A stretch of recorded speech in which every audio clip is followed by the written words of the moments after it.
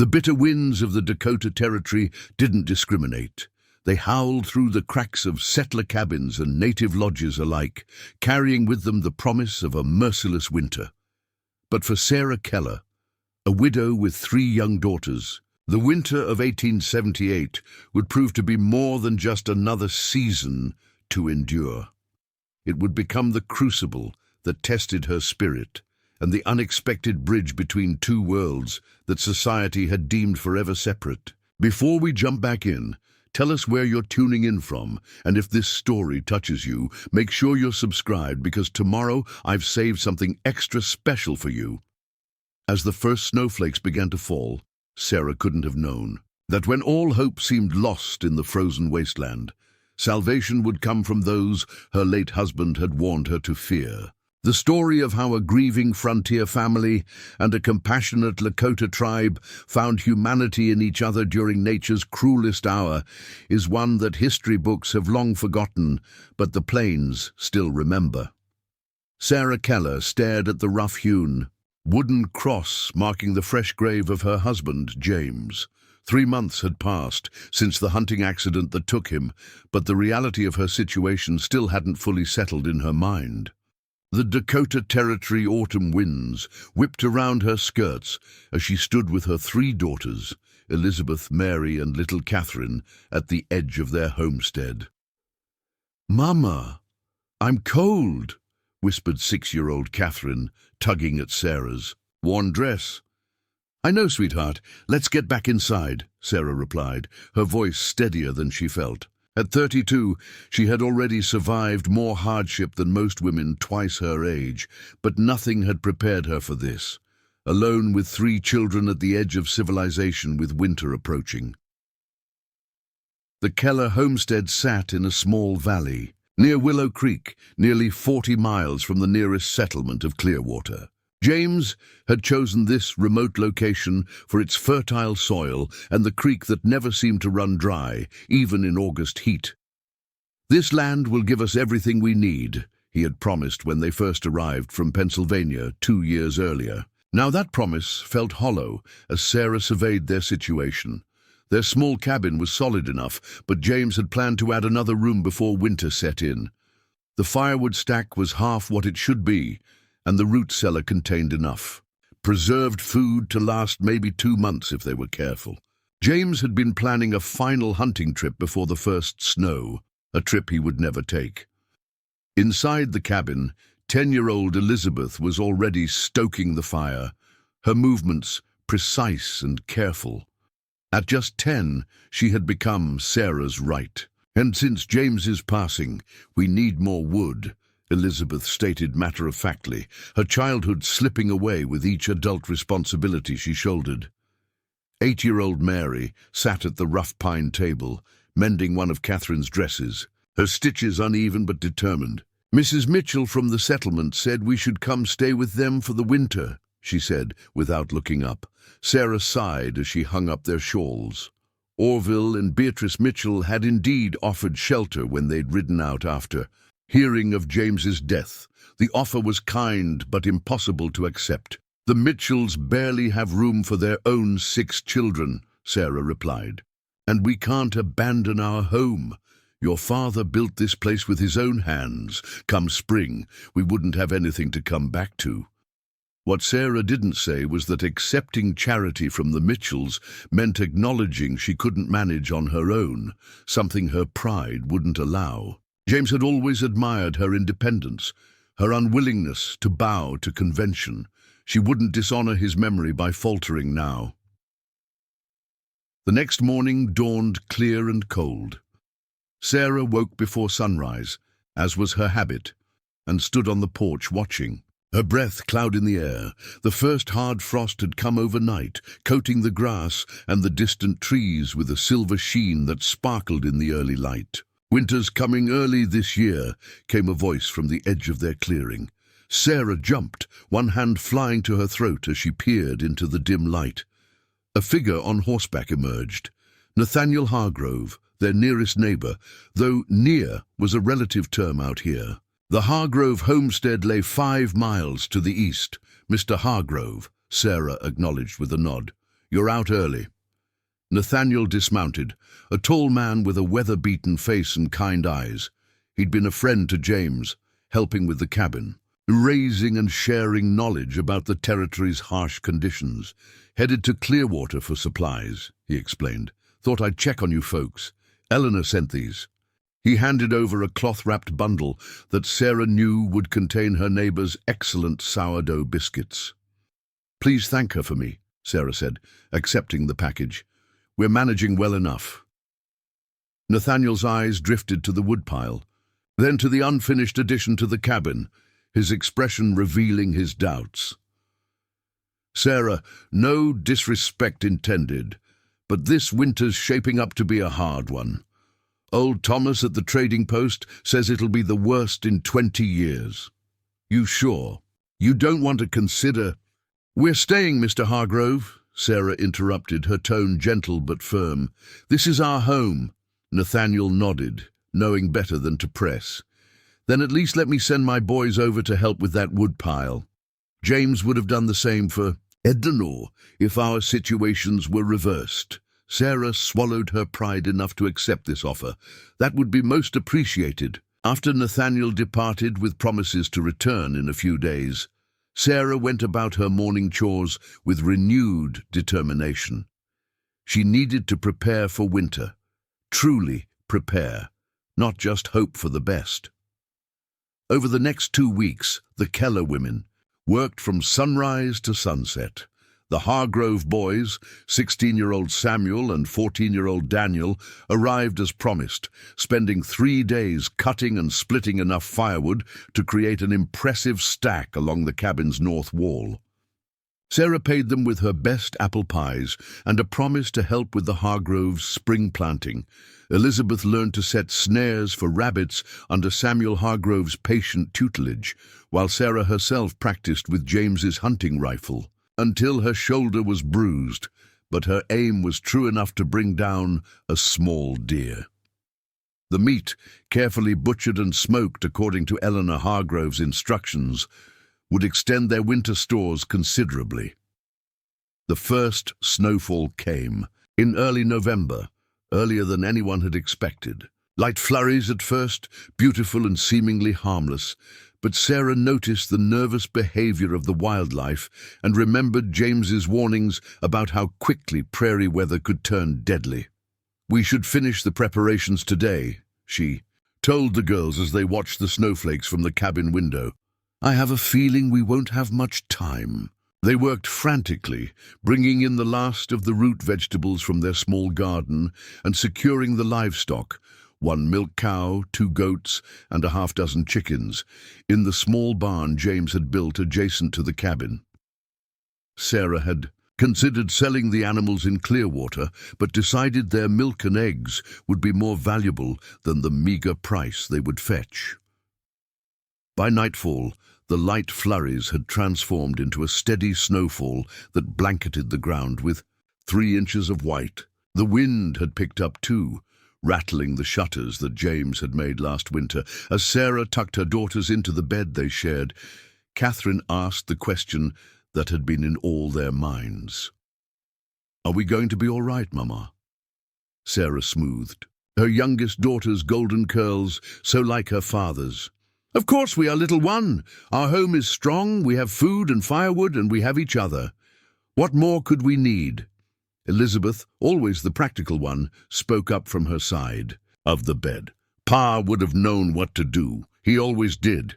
Sarah felt a pang in her heart at the simple truth of her eldest daughter's words. James had been their compass, their protector, their link to this wild land. Without him, they were navigating uncharted waters. "Your father taught me many things," Sarah replied carefully, "and what he didn't have time to teach me, I'll learn. We come from strong stock, remember? Your grandmother crossed the Alleghenies in a covered wagon when she was younger than you, Elizabeth." This familiar family story brought small smiles to her daughters' faces, and Sarah continued with the nightly ritual James had started, telling stories of their ancestors' courage until heavy eyelids closed and gentle breathing filled the cabins. Quiet darkness. Outside, the snow continued to fall. The next 3 weeks brought a false sense of security. The snow remained a constant presence, but the truly bitter cold hadn't yet arrived. Sarah established a routine: mornings for indoor chores and lessons for the girls, afternoons for tending the animals and checking Elizabeth's snares, which occasionally yielded a rabbit or squirrel to supplement their meals. In early December, Nathaniel Hargrove made a final visit before what he called the real winter set in. "The pass to Clearwater will be closed soon," he warned, as he helped Sarah mend a weak spot in the barn roof. "If there's anything you need from town, now's the time to say so." Sarah mentally reviewed their supplies. They had flour, sugar, coffee, and salt. Medical supplies were limited to some willow bark for pain, a bottle of whiskey for disinfecting, and various herbal remedies Sarah had learned from her mother. It would have to be enough. "Just mail, if there is any," she replied. "And perhaps some peppermint sticks for the girls' Christmas." Nathaniel nodded, his expression grave. "Sarah, I won't be able to check on you again until the spring thaw. Once the deep snow comes, getting between our homesteads will be impossible." "We'll be fine," Sarah assured him, with more confidence than she truly felt. Before leaving, Nathaniel pulled something from his saddlebag, a small, leather-bound book. "Eleanor thought you might want this. It's a journal of her first winter here. Has some useful information about surviving the cold when you're new to it." Sarah accepted the gift with genuine gratitude. Please thank her for her kindness. Preparing and narrating this story took us a lot of time, so if you are enjoying it, subscribe to our channel. It means a lot to us. Now back to the story. As Nathaniel mounted his horse, he paused. "One more thing. There's been talk of Lakota, hunting parties moving through the area. Nothing to worry about, most likely. They're just hunting what we haven't scared off yet. But James mentioned once that you've never encountered the natives before." Sarah tensed. James had indeed spoken of the indigenous people with a mixture of respect and caution, born from experiences during his time as a young man working with the railroad. "They're proud people," he told her, "with their own ways and reasons. Best to keep your distance and let them keep theirs." "What should I do if they come near the homestead?" she asked. Nathaniel considered this. "Most likely they'll pass by without approaching. If they do come near, a show of respect goes a long way. Don't show fear, but don't challenge either. A gift of food can be taken as a sign of peaceful intentions." These vague instructions did little to settle Sarah's nerves, but she nodded as if they were perfectly clear. "Safe travels, Mr. Hargrove." After watching him disappear into the tree line, Sarah returned to the cabin, clutching Eleanor's journal like a lifeline. That night, after the girls were asleep, she read by candlelight, absorbing Eleanor's practical wisdom and startling honesty about the terror of that first winter, the bone-deep cold unlike anything she'd known back east, the isolation that could drive one to the brink of madness. "The silence is the worst," Eleanor had written. "Days when the wind stops and the snow dampens all sound, you can hear your own heartbeat. James says that's when the Lakota believe the spirits walk closest to our world.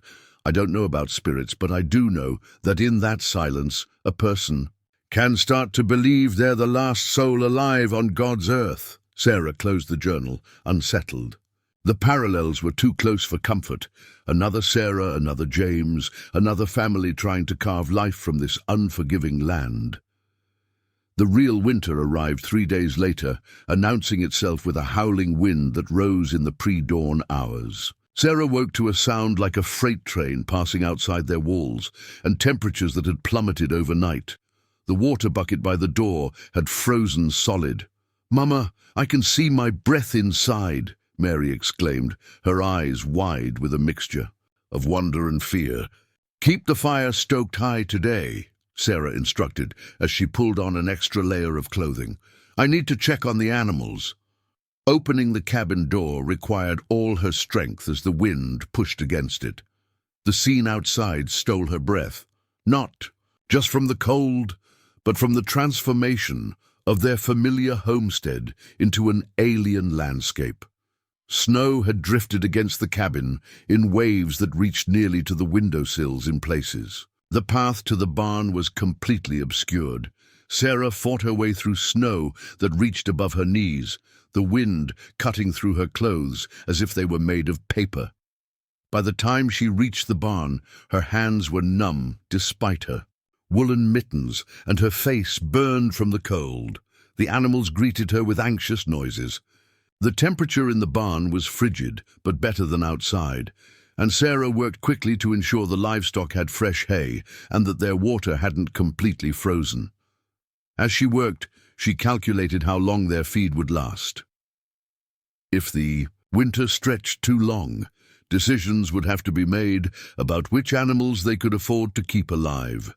Returning to the cabin was even more difficult, fighting against the wind that seemed determined to knock her down. When she finally stumbled through the door, Elizabeth was waiting with a cup of hot coffee. "You were gone so long," her daughter said, worry etching lines around her young eyes. Catherine started crying. "She thought you weren't coming back." Sarah looked to where her youngest sat by the fire, red-eyed but trying to be brave. "Oh, my darling, I will always come back to you. Always." The blizzard raged for 3 days without pause. When it finally subsided, it left behind a transformed world buried under 4 feet of snow and temperatures cold enough to freeze spit. Before it hit the ground, the sun emerged mockingly bright, its light reflecting off the snow with a brilliance that hurt the eyes but delivered little warmth. During a brief respite when the temperature rose just enough to make venturing outside bearable, Sarah checked their surroundings. The wood pile was now partially buried, requiring her to dig through snow to reach the logs. The smokehouse where their precious meat was stored had held firm, but the small shed where James had kept his tools had partially collapsed under the snow's weight. Most concerning was the barn. A section of the roof had developed a worrying sag that hadn't been there before. If it collapsed, they would lose not only shelter for the animals, but also the additional feed stored in the loft. "We need to clear some snow from the barn roof," she told Elizabeth that evening as they sat mending by firelight. "How?" Elizabeth asked. "We can't climb up there in this weather." Sarah had been pondering this problem. "Your father made a long-handled rake for clearing pine needles. I think we can use it to pull some snow down from the edges at least." The next day brought another challenge. Elizabeth's snares, which had been providing occasional fresh meat, were now buried somewhere under the snowdrifts. Even if they could locate them, the rabbits and squirrels they'd been catching had either migrated or gone into deep hibernation. A week after the blizzard, their routine had adapted to the harsh reality of deep winter.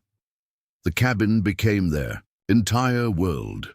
They rationed firewood, keeping the fire burning hot only during the day and banking it lower at night when they all slept together in the single bed, piled with every quilt and blanket they owned.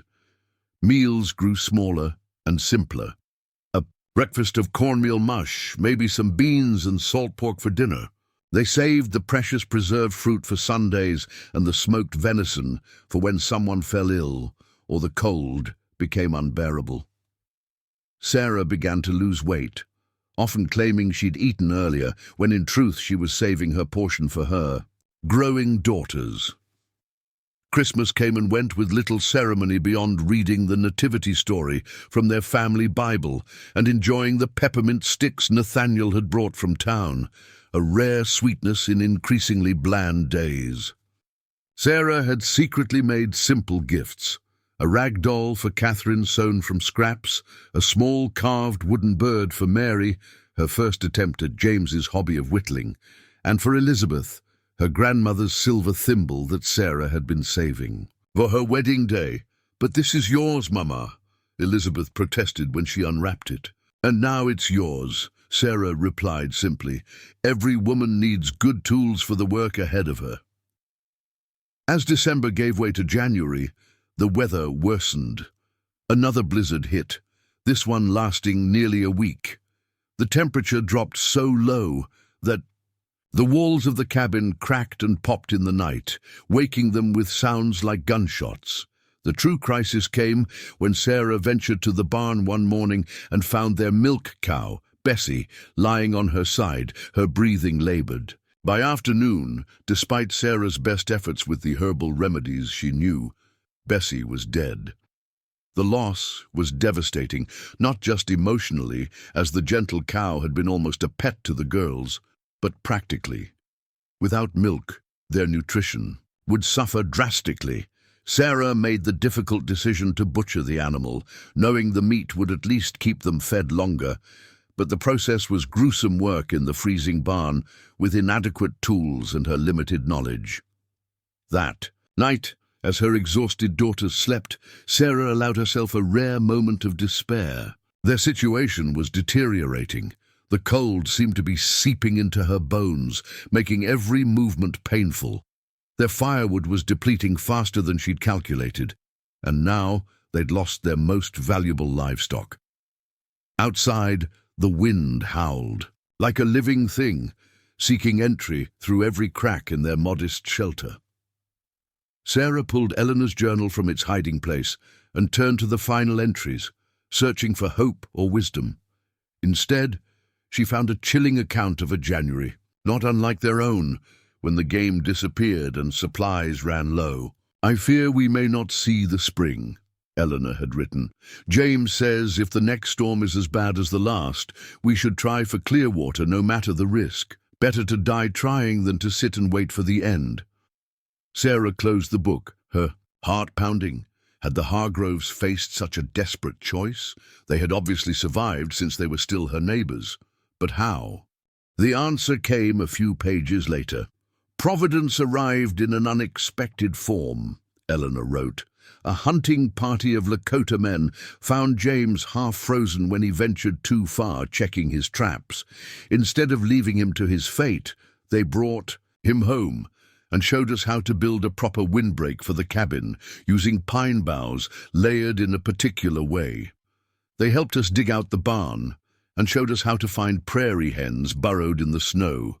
Their leader, a man called Many Horses, said simply, 'The winter fights all of us the same.' I will never forget that kindness from those our kind so often fear." Sarah sat motionless, absorbing this revelation. James had never mentioned this incident, perhaps out of pride or perhaps believing Sarah would worry more knowing how close to disaster they had come. But now, facing her own version of the Hargroves' desperate winter, she wondered if such providence might find them too. The answer came sooner than she could have imagined, and in a form that would forever change the path of the Keller family. The morning after Sarah read Eleanor's journal entry, the temperature plummeted further. A bitter cold descended that seemed to freeze the very air they breathed. When Sarah's fingers touched the cabin window, frost formed around her fingertips like a ghostly outline. "The wood won't last another week at this rate," Elizabeth observed, quietly, while her younger sisters were still asleep. The girl's eyes held wisdom beyond her years. They'd been keeping the fire higher than planned to combat the extraordinary cold. "We'll manage," Sarah replied, though the tightness in her chest betrayed her doubt. By midday, another problem emerged. The barn roof, already weakened from the previous snowfall, gave an ominous groan when Sarah went to feed the remaining animals. A center beam had cracked, allowing snow to filter down onto the hay below. The two goats and chickens huddled together in a corner, instinctively sensing the danger. "We need to move them into the cabin," Sarah announced when she returned, her lips blue from the short journey. "In here with us?" Mary asked, wrinkling her nose. "Yes, unless you'd prefer milkless tea for the remainder of winter," Sarah replied, attempting a lightness she didn't feel. The goats were now their only source of milk since Bessie's death, precious nutrition they couldn't afford to lose. Creating space for livestock in their already cramped quarters required rearranging everything. They cleared a corner near the fireplace, laying down straw from the barn. The girls giggled despite their exhaustion when the first goat, Nettie, walked daintily through the doorway as if she'd been invited to tea. "She acts like she owns the place already," Catherine laughed as the goat immediately investigated every corner. "Just wait until she meets our chamber pot," Elizabeth muttered, causing Sarah to crack a smile. By nightfall, their cabin had transformed into a peculiar kind of ark. The goats and chickens settled into their newly designated area, the animals' body heat providing a small but noticeable addition of warmth.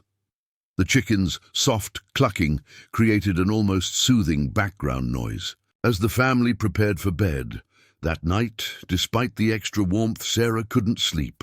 She found herself listening to the wind's mournful howl, calculating and recalculating their supplies. Even with careful rationing, they wouldn't make it to spring. The reality she'd been avoiding crashed over her with the force of a physical blow. They were going to die here unless something changed. In the darkness, Sarah allowed silent tears to fall. She thought of James, his confidence, his certainty that this land would provide for them. Had he known how precarious their situation really was? Had he understood the gamble they were taking by settling so far from others?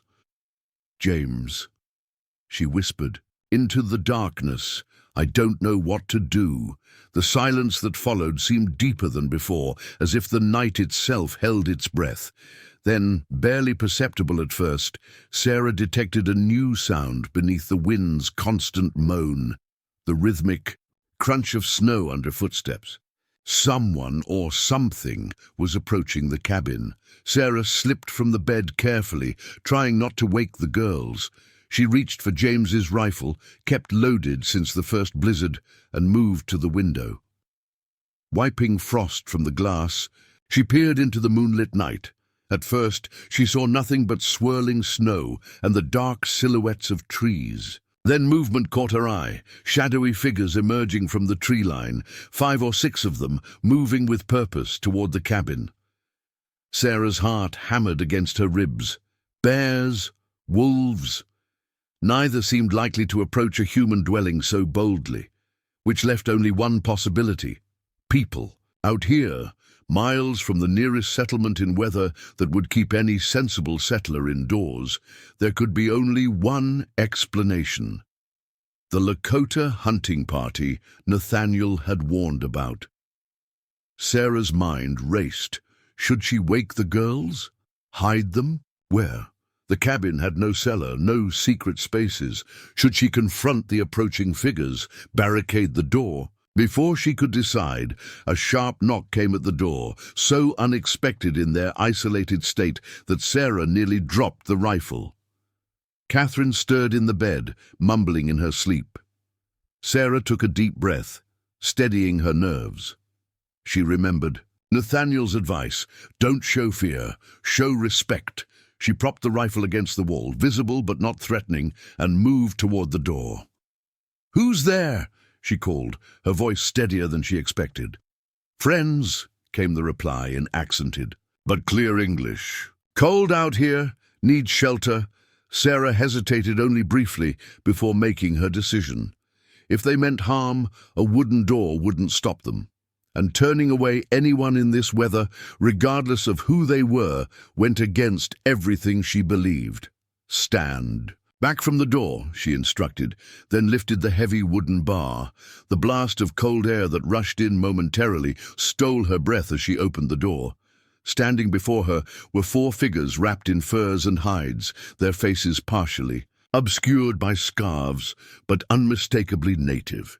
The tallest stepped forward, lowering the scarf to reveal his face. A man perhaps in his 40s, with deep-set eyes that assessed Sarah and the cabin in one sweeping glance. "Thank you," he said simply. "Bad storm coming. Dangerous to travel." By now the girls were awake, Elizabeth pulling her younger sisters protectively behind her as they stared wide-eyed at the strangers. "You and your family may shelter here until it's safe to travel," Sarah said formally, stepping back to allow them entry. "I am Sarah Keller. These are my daughters." The man nodded, gesturing for his companions to enter. "I am Joseph Blackfeather," he said, then indicated the others as they filed in. My wife Hannah, my son William, my father Grey Wolf." Sarah couldn't hide her surprise at their names, not what she had expected from Lakota people. Joseph noticed her expression, and a hint of amusement crossed his weathered features. "Missionary school," he explained briefly. "Long time ago." The last to enter was the eldest, Grey Wolf, a man whose face bore the deep lines of many winters. Unlike the others, he offered no English greeting, merely nodding respectfully to Sarah before moving toward the fire with slow, deliberate steps that suggested stiffness or pain. As the door closed against the night, Sarah found herself in a situation she could never have imagined. Her small cabin, now containing not only her family and their animals, but 4 strangers whose kind James had warned her to avoid. Hannah, a woman perhaps a few years older than Sarah, immediately set to work brushing snow from her family's outer garments. When she removed her layers of furs, Sarah saw she wore a mixture of traditional Lakota clothing and items clearly obtained from white traders, a woolen skirt beneath a beaded buckskin tunic, her long black hair in 2 neat braids. William appeared, to be around 16, tall and lanky with watchful eyes that darted between his family and the Kellers, his posture alert as if ready to respond to any threat. His gaze lingered briefly on Elizabeth, who stared back with equal curiosity. "We have little food to share," Sarah said, feeling the awkwardness of the situation. "But you're welcome to warm yourselves by our fire."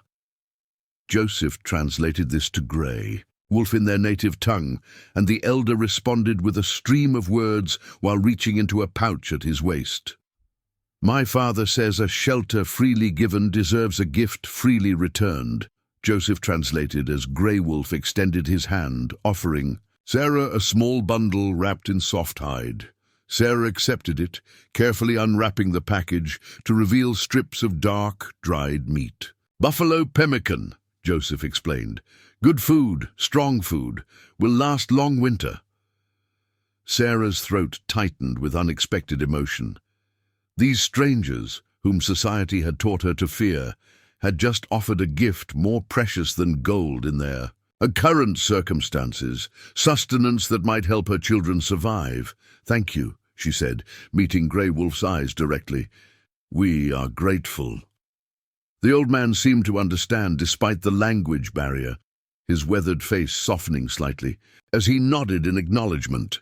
The night passed in an uneasy truce, with the Blackfeather family settling on one side of the cabin while the Kellers maintained their space on the other.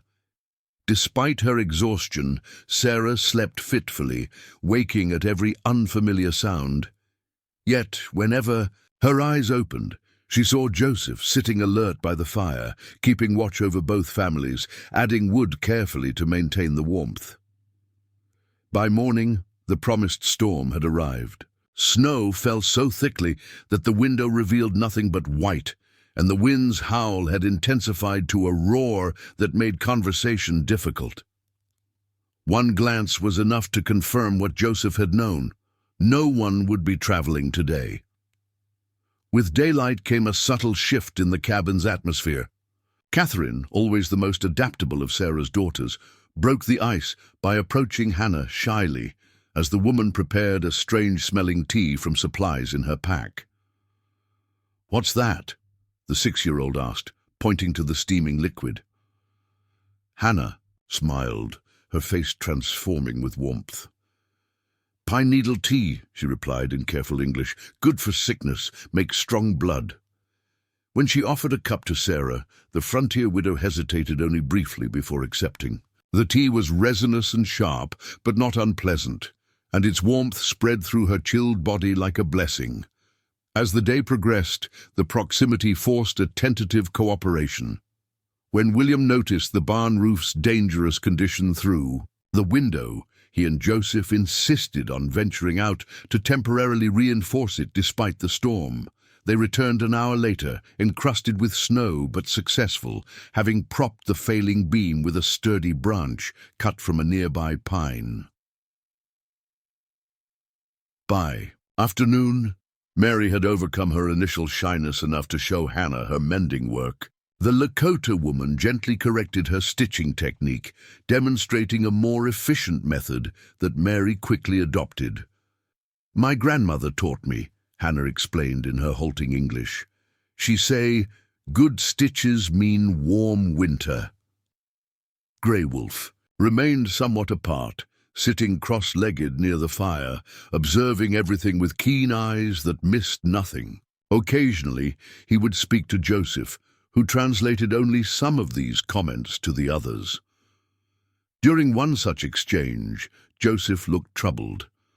After a lengthy conversation with his father, he approached Sarah, who was preparing their evening meal, a thin stew now enhanced with small pieces of the pemmican. "My father says your home speaks of sickness," he said quietly, so the children wouldn't hear. Sarah stiffened. "We're all healthy here," Joseph shook his head. "Not body sickness, home sickness. The wood does not breathe, the air stays bad, makes winter fever come." Sarah was about to dismiss this assessment when she remembered the persistent coughs that had troubled Catherine since December, and how her own chest had felt increasingly tight in recent weeks. "What do you mean the wood doesn't breathe?" she asked. In response, Joseph gestured to the tightly chinked walls of the cabin. "Log homes need breath holes, covered when a big wind comes, open when air is still. White settlers build too tight. Air becomes like poison over long winters." That evening, after a meal that was meager but better than what they'd had in weeks, thanks to the addition of pemmican, Grey Wolf spoke at length while staring into the fire. Joseph translated his father's words for Sarah. "My father says long ago his people did not live in fixed places during winter. They followed the buffalo, moving with the seasons.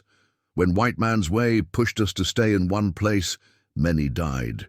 From winter sickness until we learned new ways to live when snow is deep." Grey Wolf continued speaking, his gnarled hands making shapes in the air that seemed to conjure the very history he described. "He says our peoples can learn from each other.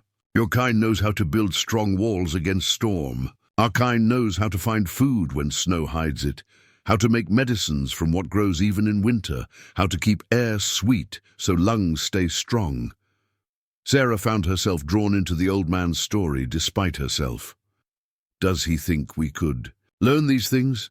Joseph's translation of this question made Grey Wolf look directly at Sarah for perhaps the first time. His response came with unexpected intensity. He says you must learn, or your children will not see grass time. The bluntness of this assessment struck Sarah like a physical blow. She looked at her daughters, Elizabeth helping William repair a snowshoe by firelight, Mary learning a string game from Hannah, little Catherine already asleep on her pallet, and knew with cold certainty that Grey Wolf was right. Their situation was more dire than she'd allowed herself to admit. "We would be grateful for any knowledge your family is willing to share," she said formally. When this was translated, Grey Wolf nodded once, decisively, as if a pact had been sealed. The blizzard raged for 3 more days, during which the uneasy coexistence gradually transformed into something approaching companionship. Under Grey Wolf's direction, Joseph and William created small, covered vents in the cabin walls that could be opened when the wind died down, allowing fresh air to circulate without losing too much precious heat. Hannah taught Sarah and the girls how to make pine needle tea, explaining which types of evergreens were best and which to avoid. She also showed them how to make poultices for chest congestion using pine resin and animal fat, a remedy that notably eased Catherine's persistent cough. William, whose English was better than his parents had initially let on, took Elizabeth outside during a brief lull in the storm and taught her how to identify rabbit runs beneath the snow, packed tunnels where the animals traveled that weren't visible to untrained eyes. "You look for a small rise in snow, like this," he demonstrated, pointing to what appeared to be a random bump in the otherwise smooth white surface. "Set a snare here, not where you think the rabbit should be. On the fourth morning they woke to silence. The storm had finally passed. Outside, the world was transformed, buried under feet of fresh snow that sparkled blindingly in the winter. Sunshine. The Blackfeather family prepared to depart, gathering their few belongings and the emergency supplies they'd brought. Sarah watched these preparations with growing apprehension. The past days had shown her how unprepared they truly were, how much they still needed to learn to survive until spring. "You could stay longer," she offered, as Joseph shouldered his pack. "At least until we're sure another storm isn't coming." Joseph and Hannah exchanged glances, a wordless communication passing between them. It was Hannah who finally responded. "Our settlement waits for us," she explained. "Others need hunting meat we bring, but—" She hesitated, looking to her husband for confirmation. "But we do not go far," Joseph finished. 5 hours walk that way." He pointed westward, where creek bends and 3 tall pines stand together. "Our winter camp is there until the moon of hunger ends." Grey Wolf, who had been mostly silent as they prepared to leave, suddenly spoke at length to Joseph, who listened with evident respect before turning to Sarah. "My father says he sees strength in you like a Lakota woman, but knowledge is missing. He asks if you would permit Hannah to return tomorrow to teach more winter ways." Sarah couldn't hide her relief at this suggestion. "I would be very grateful." As the Blackfeather family departed, Sarah and her daughters stood in the doorway, watching until they disappeared into the tree line. The cabin felt strangely empty without them. "Will they really come back?" Catherine asked, her small face troubled. "Yes," Sarah replied with more certainty than she'd felt about anything in months. "I believe they will." True to their word, Hannah returned the next day, accompanied by William. They brought more pemmican and a strange flour made from ground cattail roots that Hannah showed Sarah how to mix with their dwindling cornmeal to extend their supplies. This began a new pattern for the Keller family. Every few days, weather permitting, either Hannah or William would arrive, sometimes staying for hours, sometimes for a full day, bringing not only tangible gifts of food or medicine, but also knowledge that proved equally valuable. Hannah taught Sarah how to make soap using wood ash and rendered fat, a skill Sarah had never mastered, despite her mother's attempts to teach her back east. William showed Elizabeth how to carve simple but effective hunting tools and how to set more productive snares using materials they had at hand. Most importantly, they taught the Kellers how to identify and harvest winter foods they hadn't known existed, rose hips buried under snow that prevented winter sickness, inner tree bark that could be ground into emergency flour, hibernating animals whose burrows could be detected by subtle signs on the snow's surface. As January gave way to February, Sarah realized something profound had changed beyond just their improved physical circumstances. The desperate, gnawing fear that had been her constant companion since James's death had receded, replaced by a cautious confidence in their ability to survive. One evening, as Sarah stirred a pot of stew made with rabbit caught in Elizabeth's newly designed snares and wild onions William had shown them how to dig from beneath the snow, Mary asked a question that had clearly been on her mind. "Mama, why do the Blackfeathers help us?" Mrs. Mitchell at the settlement said, "Indians hate white folks and want to steal our land." Sarah considered her response carefully. "Mrs. Mitchell doesn't know the Blackfeathers. People often fear what they don't understand, and that fear can turn into unkind words or thoughts." Grey Wolf told William that all people are relatives. "Under the same sky," Elizabeth added, surprising Sarah with this piece of information. "He says helping others is helping yourself because the circle always comes around." The wisdom in this simple philosophy struck Sarah deeply. How different might relations between settlers and natives be if more people from both sides recognized this fundamental truth? The true test of all they had learned came in late February, when the harshest blizzard yet descended upon the territory. For 6 days, the storm raged with such ferocity that even opening the door became dangerous. Yet the Keller family faced this challenge with resources and knowledge they hadn't possessed before. Ventilation techniques that kept the air fresh despite their confinement, medicinal teas that prevented the chest sickness from taking hold, preserved foods that provided strength, and most importantly, the confidence that came from knowing they were no longer alone in their struggle.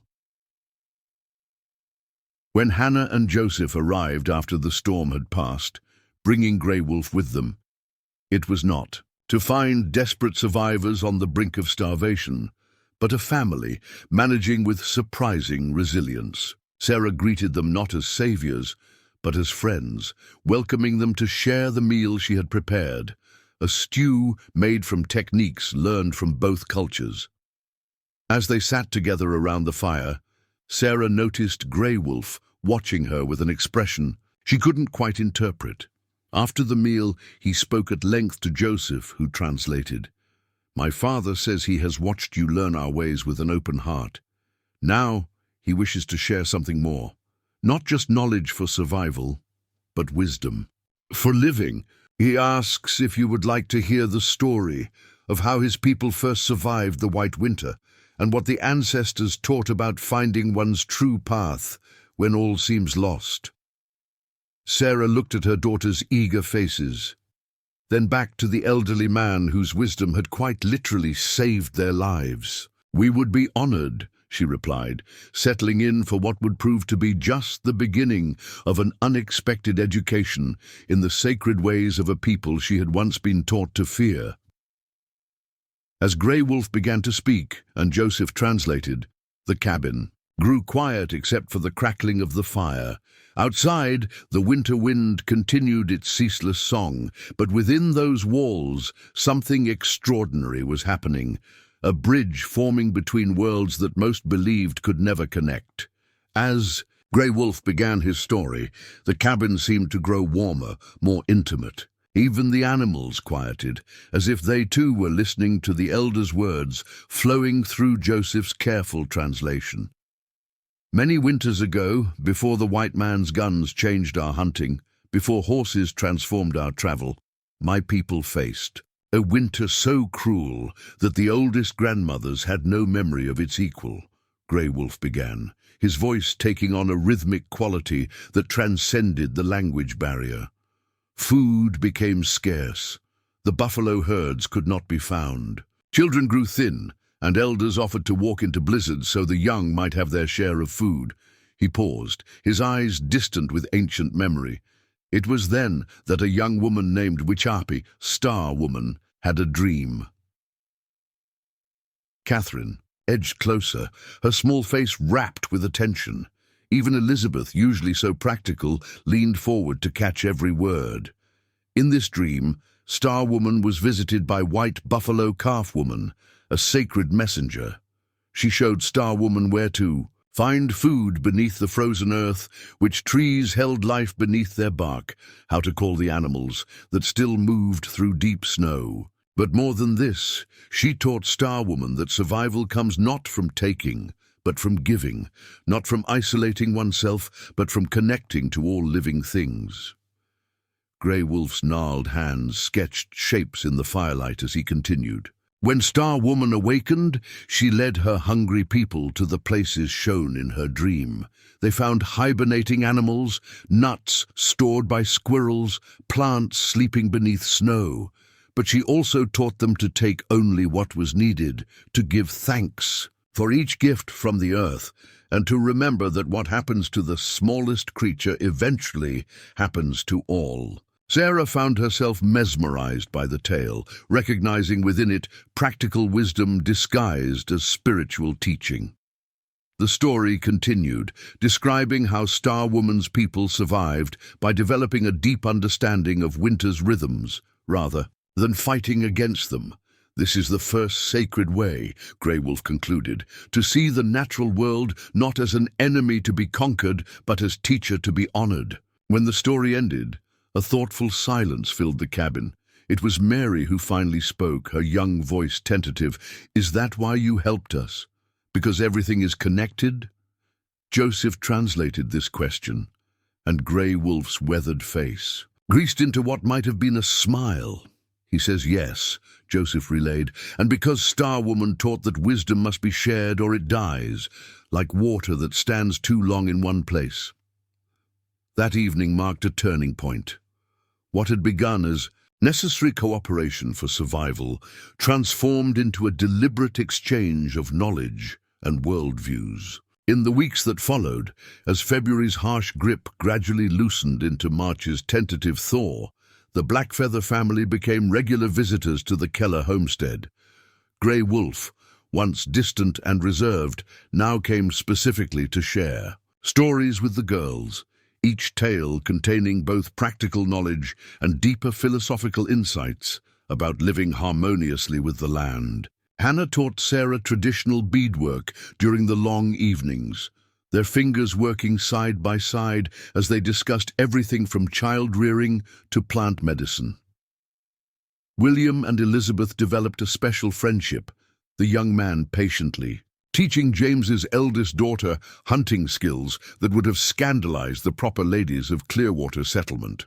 Under his guidance, Elizabeth learned to move silently through snow-laden forests, to read animal tracks as clearly as words on a page, and to understand weather patterns by observing subtle changes in cloud formations. "Your daughter has sharp eyes and a quick mind," Joseph commented to Sarah one afternoon as they watched William demonstrating how to test ice thickness safely.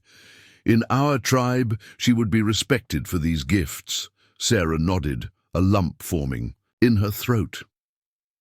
"Her father would be proud," she said softly. "He always said she had his pioneer spirit."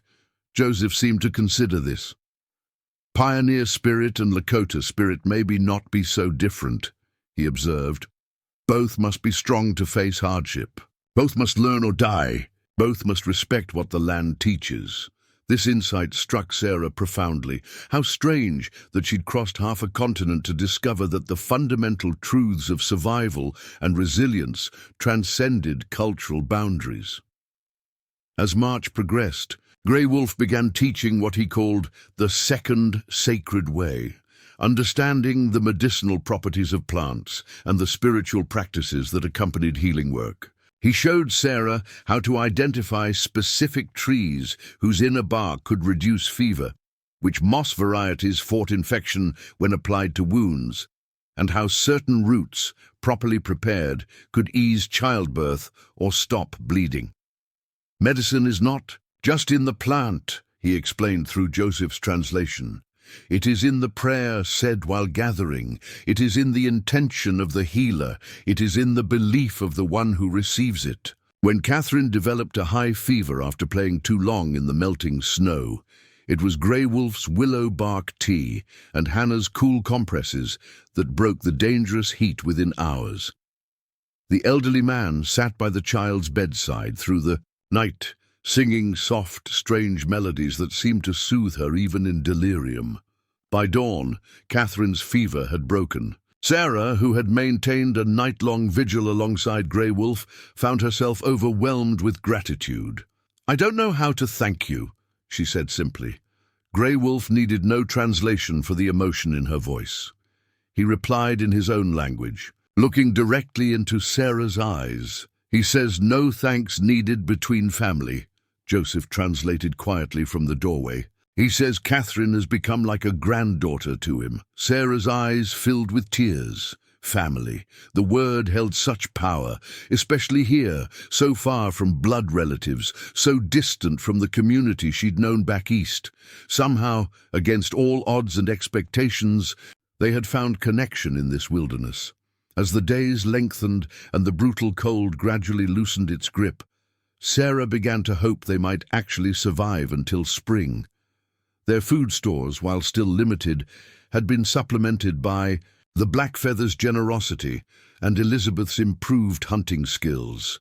More importantly, they now possessed knowledge they hadn't before: how to find food sources unique to late winter, how to prevent and treat common cold weather ailments, how to conserve energy and resources during the leanest times. One uncommonly mild afternoon in late March, Grey Wolf arrived alone at the cabin, a rare occurrence, as he usually came accompanied by younger family members.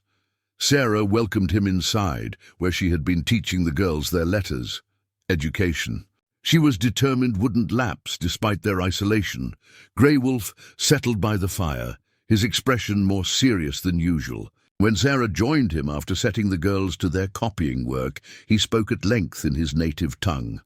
"I cannot translate his exact words," Sarah admitted, "but please tell me what you can."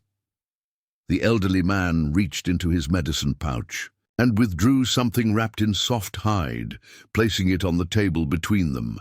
Carefully, he unwrapped the package to reveal a small bundle of herbs tied with sinew, a smooth stone with unusual markings, and what appeared to be a bear's claw. "He says it is time for the third sacred teaching," William explained, when he arrived later to find them still deep in conversation, "the way of dreams and visions. He has brought these sacred objects to help prepare for a ceremony." Sarah felt a flicker of uncertainty. While she had embraced much of the practical knowledge the Blackfeathers shared, the spiritual aspects of their beliefs remained unfamiliar territory. Her own faith, simple but genuine, centered around the Bible that had belonged to her mother, one of the few possessions she'd brought from Pennsylvania. Grey Wolf seemed to sense her hesitation. He spoke again, his eyes kind but intent. "My father says he does not ask you to abandon your own spirit ways," William translated. "He says different trails can lead to the same mountain peak, but he believes you have been called to learn these things, or the spirits would not have brought our families together in the Hunger Moon." Sarah considered this carefully. "What kind of ceremony does he mean?" "A sweat lodge," William replied. "A purification, to prepare for the coming spring and—" He hesitated, listening as his grandfather added something else. "And to help heal the grief that still lives in your heart for your husband." Sarah's breath caught. She had never spoken directly to any of the Blackfeathers about the depth of her mourning for James, the private tears she still shed in the dark of night, the ache that sometimes made even breathing difficult. Yet somehow, this elderly man had perceived the wound she carried. "How would such a ceremony help?" she asked quietly. Grey Wolf's response, when translated, was simple yet profound. He says grief that stays locked inside poisons the spirit, just as bad air locked in a cabin poisons the body. The sweat lodge opens what is closed, releases what is trapped, brings healing to what is wounded. Sarah looked toward her daughters, diligently practicing their writing. Elizabeth had grown visibly stronger over the past months, not just physically, but in confidence and maturity. Mary's persistent cough had vanished after adopting Hannah's herbal treatments. Catherine's natural cheerfulness, briefly dimmed by hunger and cold, had returned brighter than before. The Blackfeathers had given her family life when death seemed certain. Perhaps there was wisdom in their spiritual practices as well. "I would be honored to learn," she said finally. The next day, Joseph and William arrived to construct the sweat lodge at a sheltered spot near the creek, now partially thawed. They bent young willows into a dome shape, covered them with hides and blankets, and prepared a pit in the center where heated stones would create steam. Hannah came to the cabin to help Sarah prepare, explaining the ceremony's purpose and meaning while showing her how to make small tobacco offerings that would be used during the ritual. "Women have special power," Hannah explained, her English growing more fluent through their weeks of friendship. "We give life, like Earth gives life. In Sweat Lodge, we connect to this power, good for healing, good for vision." When Sarah expressed concern about leaving the girls alone during the ceremony, Hannah smiled. "My husband will tell stories to your daughters while we are in lodge. They will be safe." That evening, with stars beginning to emerge in the darkening sky, Sarah found herself seated inside the small sweat lodge alongside Hannah, Grey Wolf, and two elderly women from the Lakota winter camp, whom Sarah had never met before. Despite the lingering chill in the air, she wore only a simple shift, as Hannah had instructed. Grey Wolf, dressed in ceremonial attire Sarah had never seen before, sang as he placed glowing hot stones in the central pit one by one, using antlers to carry them from the fire outside. With each stone, he sprinkled herbs that released fragrant smoke. When the prescribed number of stones had been arranged, Joseph, acting as helper, closed the lodge's entrance flap, sealing them in complete darkness. Grey Wolf poured water infused with sage and sweetgrass onto the hot stones. Steam hissed upward, instantly filling the small space with damp heat that took Sarah's breath away. The temperature rose rapidly as more water was added, the steam becoming so thick that breathing required conscious effort. The intensity was unlike anything Sarah had experienced.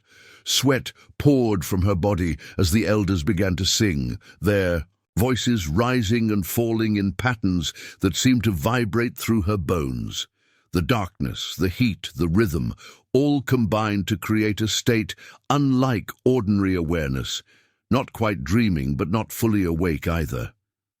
Time lost meaning. Sarah wasn't sure if they had been in the lodge for minutes or hours when Grey Wolf began to speak directly to her through Hannah's translation.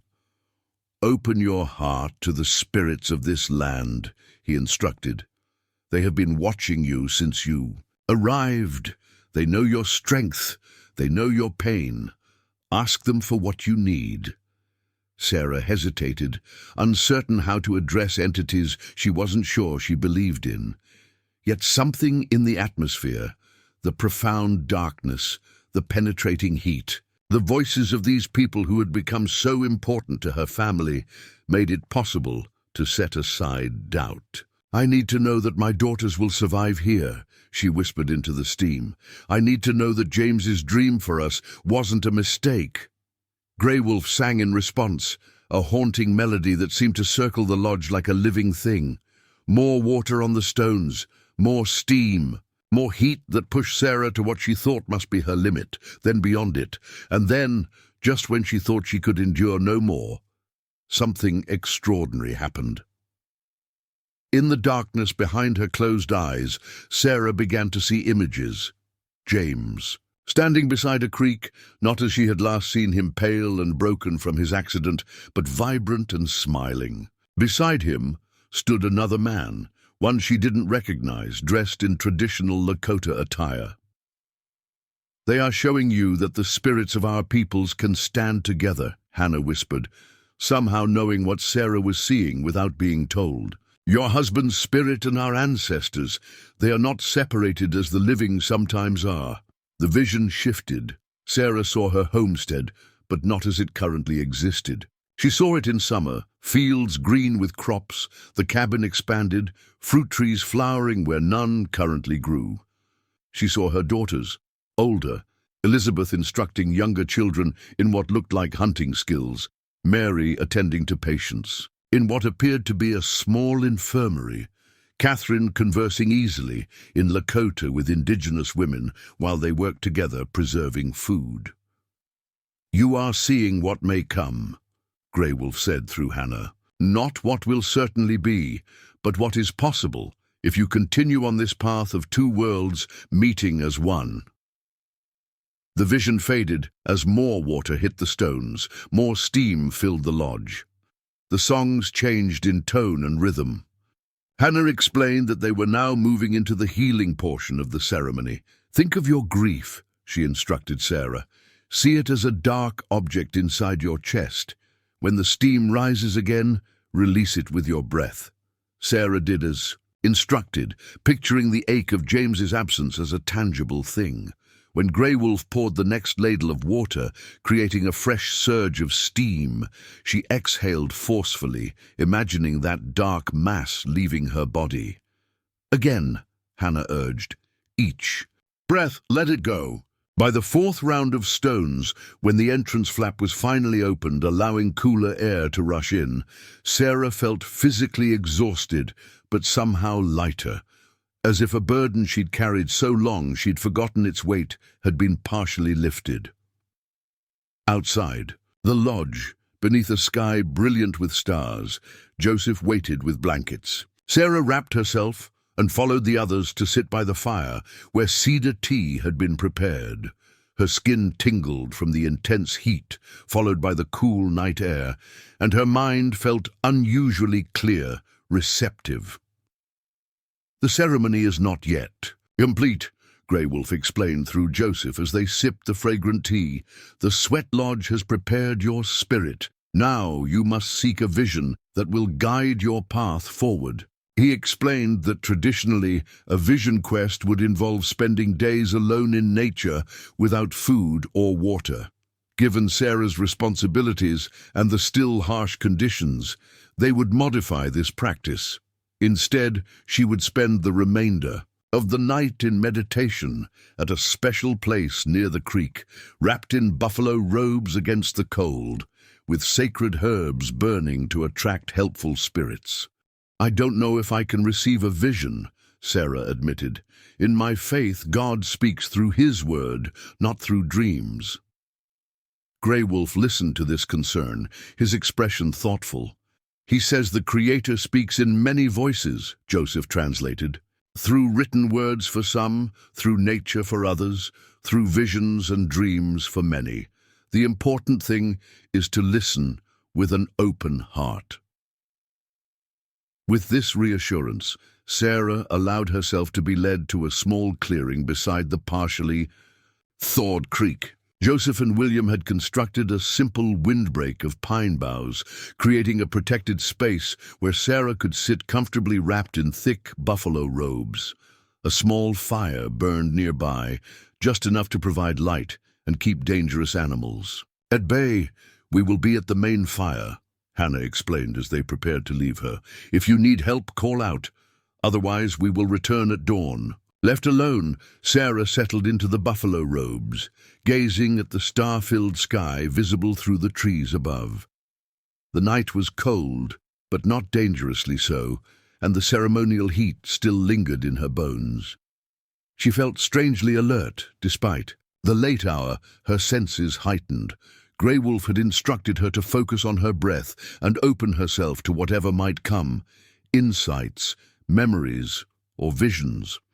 Sarah tried to follow these instructions, though her mind initially raced with practical concerns about the girls, the homestead, the remaining weeks of winter. Gradually, these thoughts subsided. The gentle sound of water flowing beneath ice at the creek's edge created a soothing rhythm. The scent of burning sage and cedar from the small fire wrapped around her like an invisible blanket. Without realizing the transition, Sarah moved from conscious meditation into a state between waking and dreaming. In this receptive state, something extraordinary unfolded. Sarah perceived herself rising above the clearing, above the trees, seeing the land spread out below her as if she were a bird in flight. She recognized her homestead, the Blackfeathers' winter camp, and further away, the settlement of Clearwater. But she also saw something more, lines of light connecting these places, pulsing with energy like living things. And beyond this, she witnessed the land as it had been before any settlers arrived, glimpsed the generations of Lakota who had moved across these prairies, following the rhythms of seasons and herds. She saw how the land itself had shaped their culture, their spirituality, their understanding of life's cycles. Then, with a perspective that seemed to span time itself, Sarah witnessed what might come next, a future where her daughters had created something unique on this frontier, a place where the wisdom of both worlds combined to create something new and healing. She saw Elizabeth as a grown woman, respected by both settlers and native people, as someone who could navigate between these worlds, preserving critical knowledge that might otherwise be lost.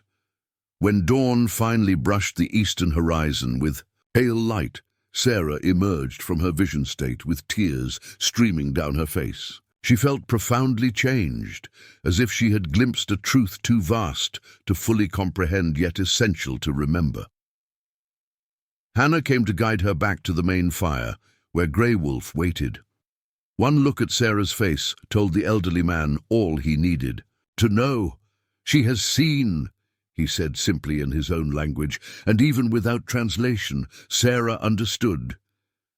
They walked back to the cabin together as the sun rose fully, casting long shadows across the snow-patched landscape. The girls were still sleeping when Sarah entered, Joseph having kept watch through the night. "Thank you," Sarah said, the words entirely inadequate for what she felt. "For everything."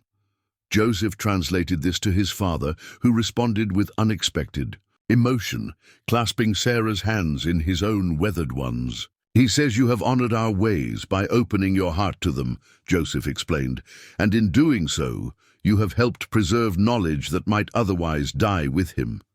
This is a gift beyond measure." As the Blackfeathers prepared to return to their camp, promising to visit again soon, Sarah stood in the doorway watching them depart. The morning light illuminated a world transformed, not just by the gradual approach of spring, but by her own shifted perspective. The path ahead would not be easy. There would still be hardships to endure, prejudices to overcome, practical challenges of survival in this demanding land. But Sarah now possessed something she hadn't before, a vision of possibility that transcended the limitations others might try to impose. In the most unexpected of circumstances, through the kindness of people she had been taught to fear, Sarah Keller had discovered not just how to survive a brutal winter, but how to truly live in this new land, with reverence for its history, respect for its original people, and hope for a future where the best of different worlds might someday become one. April arrived with a gentleness that belied the winter's brutality.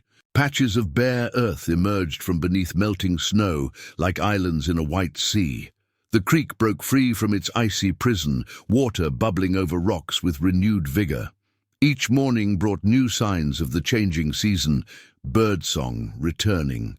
To the trees, tender green shoots pushing through softening soil, longer days filled with strengthening sunlight. For the Keller family, this gradual awakening of the land marked not just their survival against impossible odds, but a profound transformation in how they viewed their place in this frontier world. Sarah stood at the edge of what would become their spring garden, watching Elizabeth and William construct a fence designed to keep deer and rabbits from consuming the precious seedlings they would soon plant. The young people worked with an easy camaraderie that crossed cultural boundaries, sharing knowledge and laughter as they secured willow branches between sturdy posts. "My father would have made it differently," Elizabeth remarked, examining the lattice-like structure taking shape. "He always used straight rails." William nodded, tying another branch into place. "Rails work well. This works too. Different ways can solve same problem." The simple wisdom in this statement struck Sarah anew. How often had she believed there was only one correct approach, the way things had always been done back east? Yet, here on the frontier, that rigidity might have cost them their lives. Flexibility and openness to unfamiliar methods had proven not just useful, but essential. Mary appeared beside Sarah, carrying Catherine on her hip. At 8 years old, Mary wasn't much bigger than her 6-year-old sister, but recent months had strengthened her slight frame. "Hannah's coming," Mary announced, pointing toward the tree line where a familiar figure had emerged. "She said yesterday she'd bring those special seeds, remember?" Sarah nodded, shading her eyes against the spring sunlight. Hannah approached with her characteristic steady gait, a leather pouch swinging at her side. Since the sweat lodge ceremony, 3 weeks earlier, the friendship between the two women had deepened beyond mere necessity into something Sarah treasured. "The ground warms," Hannah greeted them, touching her hand to the soil. "Good time for planting new things."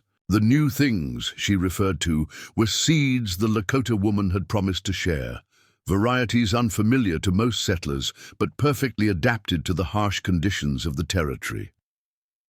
Hannah knelt, opening her pouch to reveal several small bundles wrapped in birch bark. This one grows fast before summer heat, she explained, showing Sarah tiny black seeds. Good green food when other plants still sleep. This one keeps insects away from corn, she indicated another bundle. And this one calls the good spirits to bless the ground. Sarah no longer questioned such statements that blended practical knowledge with spiritual beliefs. Her experiences over the winter had opened her mind to possibilities beyond her previous understanding. "We're grateful for these gifts," she said simply. "Will you show us how to plant them in the proper way?" Hannah's face brightened. "Yes, there are songs that help seeds grow strong. I will teach your daughters." As the two women prepared the first section of garden, Catherine began helping Hannah arrange the seeds in specific patterns while learning a planting song in the Lakota language. The child's pronunciation was remarkably good, her young mind absorbing the unfamiliar words with ease. "She speaks our language better than you," Hannah observed with a gentle smile. "Children learn quickly," Sarah replied. "Catherine sings your songs in her sleep sometimes." Hannah's expression grew thoughtful. "In the old days, before reservations, sometimes children from other tribes lived with us after conflicts. They became Lakota in their hearts, though born to different people. Your Catherine has a Lakota spirit, I think." This observation might once have troubled Sarah, but now she simply considered it with interest. "What does that mean for her future?" Hannah shrugged slightly. "It means she will always see with two sets of eyes, your people's ways and ours. This is a gift, though sometimes a difficult one." Later that afternoon, Joseph and Grey Wolf arrived with news that would prove significant for the Keller family's future. "Soldiers came to our winter camp yesterday," Joseph explained, as they shared tea inside the cabin. "They say all Lakota must go to the reservation at Pine Ridge before summer moon, no exceptions." Sarah felt a chill despite the mild day. "But your family has harmed no one. You've helped settlers, including us." Joseph's expression remained impassive, but a muscle tightened in his jaw. "Government does not see differences between peaceful Lakota and those who fight. All must go to reservation land." "When will you leave?" Sarah asked, her chest tightening at the thought of losing these people who had become so crucial to her. "Family, soon. 2 weeks, maybe 3. Grey Wolf must prepare sacred bundles for the journey. Hannah must dry enough food." The elderly man spoke then, his words flowing in the rhythmic Lakota that had become familiar to Sarah's ears over the months. Joseph translated with evident care. "My father says the time of two peoples living separately on this land is ending. Soon, all will be under white man's government. But he has seen in his dreams that some knowledge must continue, passing between our peoples like fire shared from one lodge to another during storm." Grey Wolf fixed his penetrating gaze on Sarah. "He says you and your daughters have been chosen by the spirits to carry certain understandings forward. Not to become Lakota, you will always walk your own path, but to remember our ways and speak of them truthfully when others tell lies." The responsibility implied in these words felt enormous. "I don't know if we're worthy of such trust," Sarah admitted. Grey Wolf's response, when translated, was both gentle and firm. "Chum, worthiness was decided when you opened your door on a winter night to those you had been taught to fear. The spirits test us when we do not know we are being tested." That evening, after the black feathers had returned to their camp and the girls were asleep, Sarah sat alone by the fire, contemplating what these developments meant for their future. The prospect of continuing without the Blackfeather's guidance awakened old anxieties. Would they truly be able to manage alone? Yet something had changed within her. The woman who had faced this past winter with desperate fear was not the same woman who now planned for spring planting. Sarah touched the small medicine pouch Hannah had given her after the sweat lodge ceremony, a tangible symbol of the knowledge and confidence she now possessed. The following weeks unfolded with a bittersweet quality, each day bringing renewed life to the land while also marking time toward the Blackfeathers' inevitable departure. Together, the two families worked to ensure the Kellers would thrive in their absence. Joseph and William constructed a proper smokehouse using techniques that would preserve meat more effectively than James's original design. Hannah and Sarah spent long hours cataloging plant medicines, when to gather each root or leaf, how to prepare them, which ailments they addressed. Most precious were the hours Grey Wolf spent with the entire family, sharing stories that contained vital knowledge. Disguised as legends, he explained how certain stars guided travelers during different seasons, which cloud formations warned of dangerous weather, how wildlife behavior predicted changes long before humans noticed them. The earth speaks always, he told them. Most people forget how to listen. During this time, Sarah noticed Elizabeth spending increasingly long periods with William, returning from walks in the awakening forest with a thoughtful, almost melancholy expression. One evening, Sarah found her eldest daughter sitting alone by the creek, absently trailing her fingers in the cold water. "William says they'll travel south to reach the reservation," Elizabeth said without preamble, as Sarah sat beside her. "Hundreds of miles from here. I'll never see him again." The simple statement contained depths of emotion that Sarah recognized all too well. The ache of impending loss, the uncertainty of a future suddenly altered. "The world is changing quickly," Sarah said gently. "Borders and rules are being drawn across lands that once had none. But I don't believe this is truly the end of your friendship with William." Elizabeth glanced at her mother, a flicker of hope crossing her features. "What do you mean?" "I mean that paths that are meant to cross again often do, in ways we can't. Voici, William has taught you skills that few white girls will ever learn. Perhaps that knowledge exists for a purpose beyond just our survival this winter." Elizabeth considered this, her young face solemn beyond her years. "He asked me to remember everything, to keep practicing what he taught me even after they're gone. He said knowledge dies if it isn't used." "Then that's how you honor your friendship," Sarah suggested, "by preserving what he shared with you." On the morning set for the Blackfeathers' departure, Sarah rose before dawn to prepare a special meal. She used the last of their precious coffee, beans saved for an important occasion, and baked cornbread with dried berries, a favorite of Grey Wolf's. The Lakota family arrived as the sun breached the horizon. They too brought gifts, practical items they had prepared in their final days at the winter camp. Hannah presented Sarah with beautifully tanned deerskin garments for each of the girls, designed to withstand rough use while allowing freedom of movement. "For hunting, for gathering," she explained, "better than dresses made for sitting still." William gave Elizabeth a bow he had crafted specifically for her size and strength, along with a quiver of arrows. "Practice every day," he instructed solemnly. "Remember to breathe as you release." Joseph presented a small hunting knife to Mary, whose initial shyness around the Lakota man had transformed over time into respectful admiration. "For cutting plants, for carving medicine tools," he explained. "Sharp blade, like sharp mind, needs careful attention."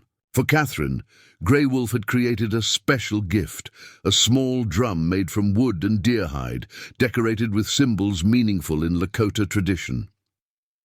"For remembering our songs," he told the child through Joseph's translation. "For calling good spirits when you need help." Finally, for Sarah, Grey Wolf presented a bundle wrapped in ceremonial cloth. When she carefully unwrapped it, she found a beautifully crafted pipe, its stone bowl intricately carved with symbols she had come to recognize over the winter. "The sacred pipe is not given lightly," Joseph explained, his voice conveying the significance of this gift. "My father says you have earned the right to carry it, though you walk a different spiritual path." It represents the connection between earth and sky, between different peoples, between seen and unseen worlds. Sarah accepted the pipe with profound gratitude, understanding that she was being entrusted with something far more valuable than just a ceremonial object. This was Grey Wolf's acknowledgement that she had truly embraced the sacred ways he had shared, not abandoning her own beliefs, but expanding them to include new understandings. After the morning meal, the moment of farewell could no longer be delayed. The Blackfeathers had many miles to travel before nightfall. Their few possessions were already packed on the travois that William had constructed for their journey. Catherine clung to Hannah, suddenly unwilling to accept the separation. "Take me with you," she pleaded, tears streaming down her small face. "I want to learn more songs." Hannah knelt, brushing away the child's tears with gentle fingers. "You have important work here," she said softly. "You must teach your mother the songs when she forgets. You must help new plants grow. You must remember for those who will come after." Joseph and Sarah exchanged a few words, their respect for each other having evolved beyond the need for lengthy farewells. Instead, he simply clasped her hand in the white man's custom he had learned long ago. "Your husband chose good land," he told her. "It will provide if you listen to what it needs." Elizabeth and William stood slightly apart, their young faces struggling to maintain composure. Whatever words they exchanged remained private. But when they rejoined the others, Elizabeth's expression had taken on a new determination. The most difficult goodbye was between Grey Wolf and the entire Keller family. The elderly man who had once seemed so foreign, so inscrutable, now felt like an essential part of their lives. How could they continue without his wisdom, his stories, his profound understanding of the land they were still learning to inhabit? Grey Wolf spoke at length, in his native tongue, Joseph translating his words with evident emotion. "My father says that in the old times, different tribes sometimes adopted each other's children to create bonds that would prevent future conflict. Though no formal adoption has taken place, he considers your daughters as granddaughters of his. But the knowledge shared between our families has created a kinship that exists beyond blood." Grey Wolf approached each girl individually, placing his hands on their heads in blessing and speaking words specific to each child. For Elizabeth, he spoke of courage and leadership. For Mary, he emphasized her healing gifts. For Catherine, he acknowledged her special connection to Lakota songs and stories. Finally, he turned to Sarah. "He says you have completed the fourth sacred way, the path of transformation. You arrived on this land as a stranger, but you will remain as a relative to all that lives here. Remember this in difficult times ahead." With these words, the Blackfeather family gathered their belongings and began their journey southward. The Kellers stood watching until they disappeared beyond the distant hills, Catherine still clutching the small drum, Elizabeth holding her bow with newfound purpose. That night, Sarah added a special entry to the journal she had begun keeping after, reading Eleanor Hargrove's winter account. She wanted to document everything they had learned, not just for her daughter's future reference, but for others who might someday face similar challenges. "Today, we said farewell to those who saved us from certain death," she wrote by candlelight. Yet saved seems an inadequate word for what truly occurred. The Blackfeather family didn't merely help us survive a brutal winter. They taught us how to truly live in this place, how to belong to the land rather than merely owning it, how to see with new eyes what had always been before us. She continued, writing late into the night, recording as many details as she could remember of Grey Wolf's teachings, Hannah's practical knowledge, Joseph's insights about the territory, and William's hunting wisdom. This journal would become part of her legacy, tangible evidence of the bridge built between two worlds, often portrayed as incapable of peaceful coexistence. Spring advanced into early summer. The Keller homestead flourished in ways James might never have imagined. Hannah's seeds produced vegetables unknown to most settlers, providing fresh food well before traditional crops matured. Elizabeth's hunting skills kept their table supplied with meat, while Mary's growing knowledge of medicinal plants addressed minor ailments before they became serious. Sarah incorporated aspects of Lakota practice into their daily life. Moments of gratitude with each morning's sunrise, careful harvesting methods that ensured plants would return the following season, preparations for winter that began with summer's first bounty rather than autumn's warning chill.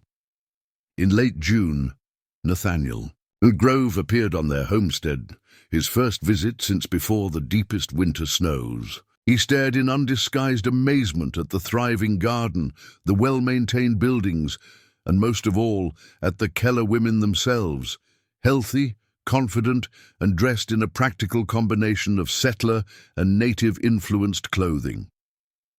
"I feared we'd find an abandoned homestead," he admitted as Sarah served him coffee. "Or worse, that winter was the harshest in 20 years, just as Thomas predicted." "We had help," Sarah replied simply. Nathaniel's gaze drifted to Catherine, who sat nearby, playing a quiet rhythm on her small drum. "So I see," he said, his expression difficult to read. "There's talk in the settlement about families who've had dealings with the natives. Not all of it kind." Sarah met his eyes directly. "And what do you think, Mr. Hargrove?" The man considered his response carefully. "I think there's more than one way to survive out here. Eleanor and I wouldn't be alive if not for a Lakota hunting party that found me half-frozen years back." He nodded toward Eleanor's journal, which sat on Sarah's shelf. "I see you read about that." Sarah smiled, recognizing the connection that had existed between their families without her realizing it. "It gave me hope when we needed it most." Before departing, Nathaniel shared news from Clearwater. The settlement was growing rapidly, with new families arriving by wagon each month. A proper schoolhouse was being constructed, and there was talk of establishing a trading post closer to the outlying homesteads. "You should bring the girls to town, come autumn," he suggested. "Show folks that the Kellers didn't just survive, they thrived." After he left, Sarah walked to the small rise where James's grave lay beneath a young oak tree they had planted in the spring. She often came here to reflect, to share her thoughts with the husband whose dreams had brought them to this place. "The world is changing faster than either of us imagined," she said softly to the wooden cross. "The old ways, both yours and Grey Wolf's, are giving way to something new. I don't know what the future holds for our daughters in this shifting land, but they'll face it with strength from both worlds." A warm breeze stirred the oak's tender leaves, carrying the distant sound of Catherine singing one of Hannah's Lakota melodies while Elizabeth and Mary worked in the garden. Sarah looked across their homestead, a place transformed not just by seasons, but by the unexpected intersection of cultures that society deemed incompatible. In the most desperate of circumstances, two families from different worlds had discovered a profound truth: that humanity's capacity for connection transcends boundaries of language, custom, and belief. That wisdom, more precious than any material thing, would sustain the Keller family through whatever challenges lay ahead. As Sarah turned back toward the cabin, she touched the small medicine pouch she still wore beneath her clothing. Inside were sacred herbs from Grey Wolf, seeds from Hannah, a carved wooden bead from Joseph, and a perfect hawk feather from William. Tangible reminders of the intangible gifts they had shared: courage, resilience, knowledge, and a vision of possibility that would guide her family's path forward in this frontier land. The sacred ways the black feathers had taught them went beyond mere survival skills. They offered a new perspective on what it meant to build a life worth living, one that honored the past while creating space for a future where the best of different traditions might someday flow together, like streams joining to form a river. powerful enough to carve its own path through even the most unforgiving landscape. Autumn 1878 painted the Dakota Territory in brilliant hues of amber and crimson. The Keller homestead stood transformed from the desperate shelter of the previous winter. Their garden had yielded bountifully, with root vegetables and squash stored carefully according to both settler tradition and Lakota methods. The smokehouse held deer, elk, and prairie hens that would sustain them through the coming cold months. Most importantly, the family themselves had changed, stronger physically, more confident in their skills, and possessing knowledge few other settlers could claim. As promised, Sarah took her daughters to Clearwater Settlement when the harvest was complete. They traveled in the small wagon James had built, now modified with techniques William had shown Elizabeth to make it more stable on rough terrain. The journey took most of a day, giving Sarah ample time to prepare her girls for the reception they might face. "People may ask questions about how we survived," she explained, "or about the clothes you're wearing or the things you've learned." Elizabeth, now 11 and carrying herself with newfound maturity, nodded. "You mean because they show Lakota influence?" "Yes. Some folks in the settlement hold strong opinions about the native people, opinions based on fear rather than knowledge." "Like we used to," Mary observed quietly. Sarah smiled at her middle daughter's insight. "Exactly. Remember that they haven't experienced what we have. Try not to judge them harshly for views we ourselves once held." Catherine, clutching her small drum despite Sarah's gentle suggestion to leave it at home, frowned. "But if they say bad things about our friends, I'll get mad." "Understandably so," Sarah acknowledged, "but anger rarely changes minds. Hannah once told me that the best way to honor her people is to live well using what they taught us, not to fight those who don't understand." The settlement had indeed grown since their last visit nearly a year before. New buildings lined what was becoming a proper main street. A church steeple rose near the center of town, and the Promise schoolhouse stood nearly complete at the edge of the community. Sarah guided their wagon toward the general store, the primary reason for their journey. They needed supplies that couldn't be produced at their homestead: salt, coffee, ammunition for hunting, fabric for winter clothing. She had brought items to trade, extra pelts from Elizabeth's hunting, medicinal herbs prepared according to Anna's teachings, and intricately beaded moccasins Sarah had learned to craft during the long winter evenings. As they secured the wagon, Sarah noticed the curious stares directed their way. Their appearance alone marked them as different from typical settler women. While they wore dresses appropriate for town, their sun-bronzed skin and confident posture set them apart. Elizabeth's hair was braided in a style William had shown her, practical for hunting, but distinctly influenced by Lakota tradition. Catherine's small drum, which she refused to leave in the wagon, drew particular attention. Inside the general store, Thomas Cooper, the proprietor, greeted them with surprise evident in his weathered face. "Mrs. Keller, and the girls. Well, this is unexpected." He studied them with undisguised curiosity. "We heard about James's passing last year. Terrible thing. Feared you folks might not have weathered that brutal winter so far from town." "We managed," Sarah replied simply, setting her basket of trade goods on the counter. Thomas examined the items with a merchant's practiced eye, lingering over the beadwork.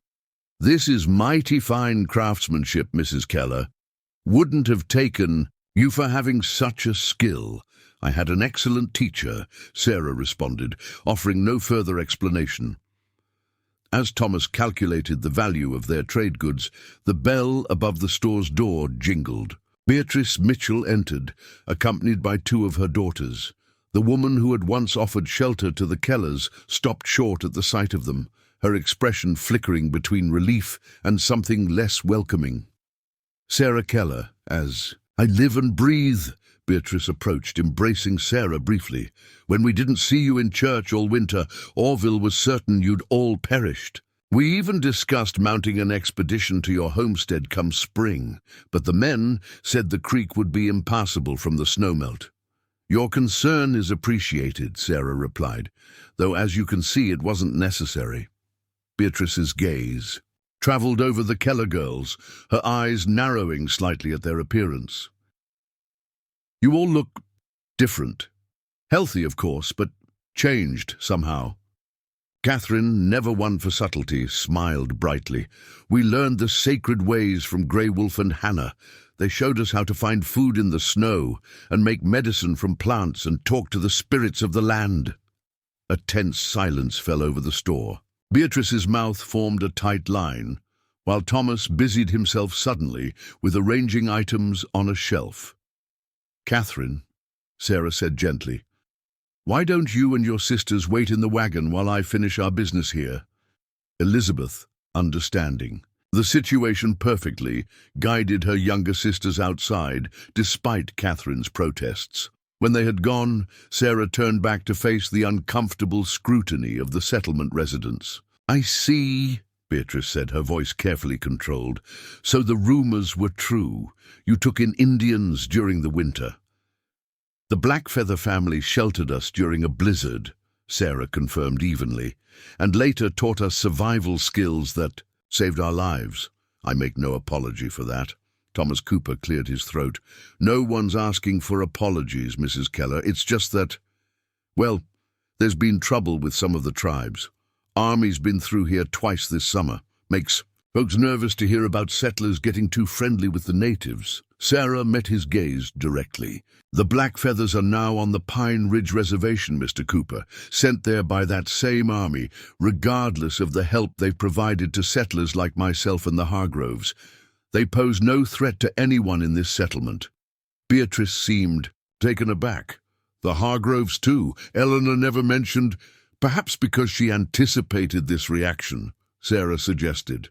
This territory has room enough for understanding alongside caution, Mrs. Mitchell. One needn't exclude the other. The conversation might have grown more heated had the door not opened again, admitting Reverend Taylor, the settlement's recently arrived preacher. The man's kind face broke into a smile when he spotted Sarah. Mrs. Keller, what a blessing to see you. I've been meaning to ride out to your homestead for a pastoral visit. Some of the congregation expressed concern about your family's welfare, so distant from our community. Sarah relaxed slightly at his genuinely warm greeting. Reverend Taylor, we're well, thank you. Just in town for necessary supplies. The preacher nodded, then lowered his voice slightly. Might I have a word in private before you depart, perhaps outside? Curious, Sarah agreed. After completing her transactions with a still uncomfortable Thomas Cooper, she joined Reverend Taylor on the store's small porch. Her daughters remained in the wagon, Elizabeth vigilantly watching the interaction. Mrs. Keller, the preacher began without preamble, I understand your family received assistance from Lakota people this past winter? Sarah tensed, preparing for another confrontation. We did. They saved our lives. To her surprise, Reverend Taylor nodded thoughtfully. I spent 3 years as a missionary among the Arapaho before coming here. While many of my colleagues focused solely on conversion, I found myself learning as much as teaching. This unexpected revelation shifted Sarah's perception of the man before her. Then you understand. I believe I might, he replied. The experience changed how I view my calling. God speaks through many vessels, Mrs. Keller, not just through those who share our particular traditions. Sarah studied him with new interest. That's a progressive view for a frontier preacher. Reverend Taylor smiled ruefully. Perhaps. It's certainly not one I express openly in every gathering. The settlement is still finding its way, much as you and your daughters have been. People fear what they don't understand. My girls have learned things that might benefit others here, Sarah said carefully. Medicinal knowledge, winter survival techniques, ways to preserve food more effectively. Knowledge worth sharing, the preacher agreed. Though perhaps introduced gradually, change comes slowly to communities like ours. He paused, seeming to debate something internally before continuing. I'm establishing a small school in conjunction with the church. Not just scripture and letters, but practical knowledge for frontier life. I wonder if you might consider sharing some of your experience there. Carefully framed, of course, the invitation surprised Sarah. You'd welcome such teaching, even knowing its source.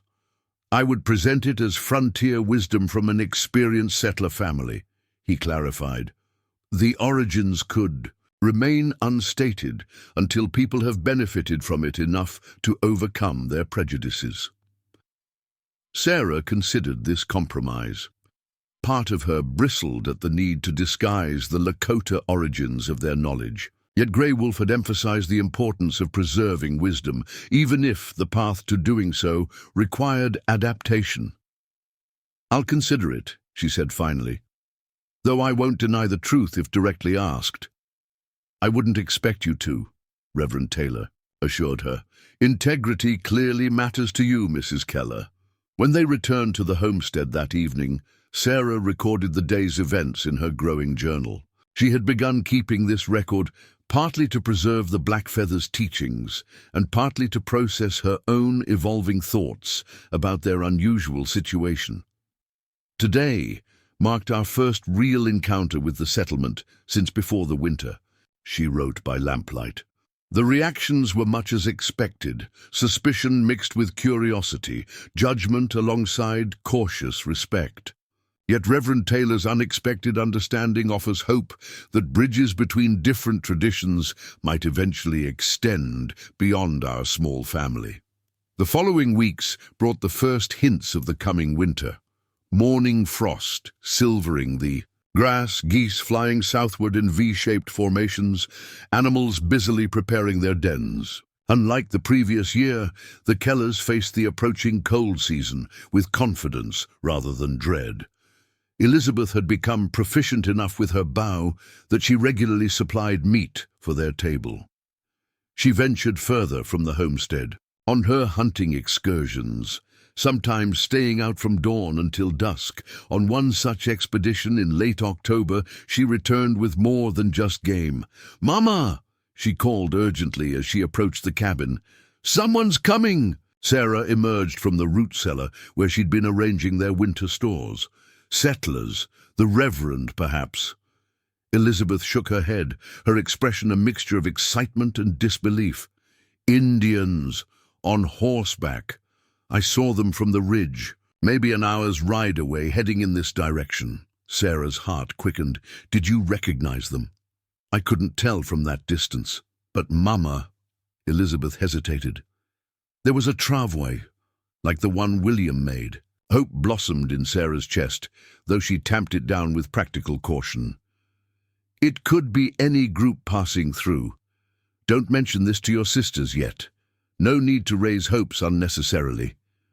But as the afternoon waned, figures appeared. On the horizon, moving steadily toward the homestead. Sarah and Elizabeth stood watch, while Mary and Catherine completed their chores, unaware of the approaching visitors. "It's them," Elizabeth whispered, as the riders drew close enough to distinguish. "It's the Blackfeathers."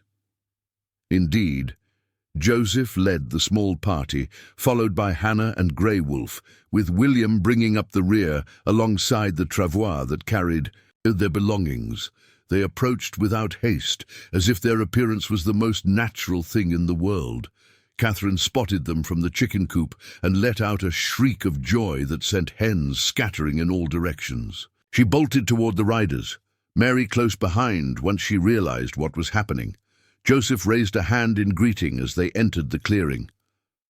"The Kellers still stand strong," he observed with the hint of a smile.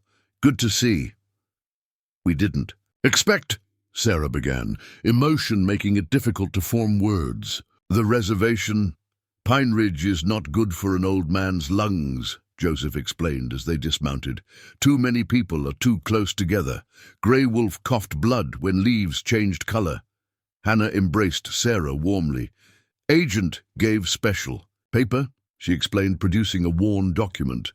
"Says we can live near Clearwater because Joseph worked for the army as a scout long ago." still must report to Fort Randall twice each year. Grey Wolf, noticeably thinner than when they'd last seen him, nevertheless smiled broadly as Catherine flung herself into his arms, chattering excitedly in a mixture of English and the Lakota. Phrases she remembered.